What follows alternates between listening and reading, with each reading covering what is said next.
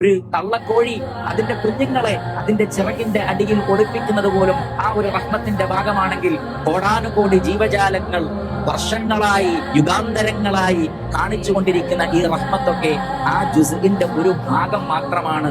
റബ്ബനാ, ഞങ്ങളുടെ രക്ഷിതാവേ, വസിഅത കുല്ല ശൈഇൻ റഹ്മതൻ വഇൽമാ, എല്ലാ വസ്തുക്കളിലും നിന്റെ കാരുണ്യം വ്യാപിച്ചിരിക്കുന്നു. കുല്ല ശൈഇൻ എന്നാണ് പറഞ്ഞത്.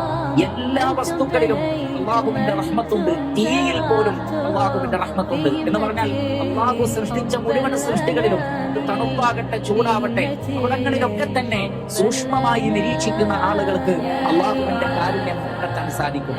ഇപ്രകാരം പ്രപഞ്ചത്തിൽ മുഴുവൻ അല്ലാഹുവിന്റെ കാരുണ്യം വിശാലമായിരിക്കുന്നു.